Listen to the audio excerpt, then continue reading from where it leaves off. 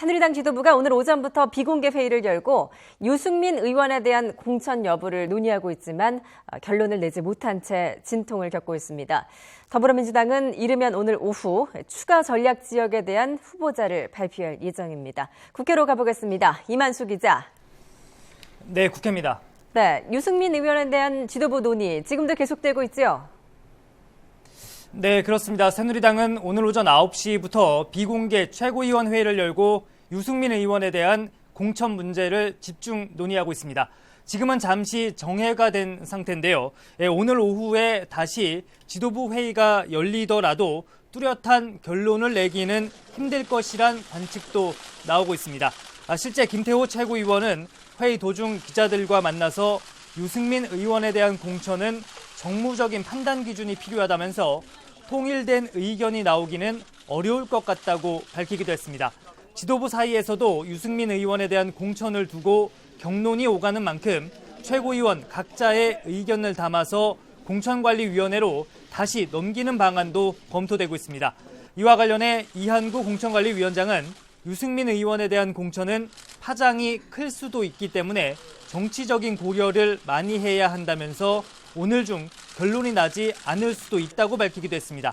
현재 유승민 의원은 대구에 머무르면서 공천 상황을 주시하고 있는 것으로 전해지고 있는데 조혜진 의원을 포함해 자신과 가까운 낙천 의원들에게 힘내라며 위로 전화를 한 것으로 알려지고 있습니다.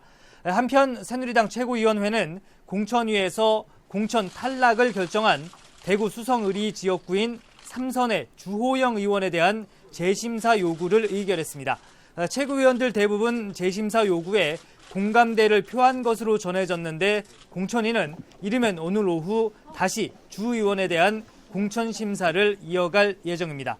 하지만 새누리당 지도부는 아직 친이계 좌장인 오선의 이재호 의원과 취중 막말 논란에 휩싸여 공천 배제가 결정된 윤상현 의원 등에 대한 공천 결과는 의결하지 않은 것으로 알려지고 있습니다. 네, 이번에는 야당 상황도 짚어보겠습니다. 더불어민주당은 일부 전략 공천 지역을 발표한다고요? 네, 그렇습니다. 더불어민주당 역시 오늘 오후 2시 반에 비공개 비상대책위원회를 열고 추가 전략 지역에 대한 후보자를 발표할 것으로 알려지고 있습니다. 특히 공천에서 탈락한 뒤에 무소속 출마를 결정한 이해찬 의원의 지역구죠. 이 세종시에 그 후보자를 낼지가 가장 큰 관심입니다. 당내에서도 세종시에 후보를 내야 한다는 입장과 좀 더 면밀한 검토가 필요하다는 주장이 팽팽히 맞서고 있어 후보 발표 여부가 주목됩니다. 또 광주 지역의 경우에는 전체 선거구 8개 가운데 5곳은 후보가 정해졌지만 강기정 의원의 광주 북갑과 국민의당 장병환, 박주선 의원의 지역구인 광주 동남갑 그리고 동남을의 경우에는 아직 후보가 확정되지 않았습니다. 더민주는 또 오늘 밤 11시에는 추미애 의원의 서울 광진을과 이석현 의원의 경기 동안갑 등 9개 지역에 대한 2차 경선 결과를 발표합니다.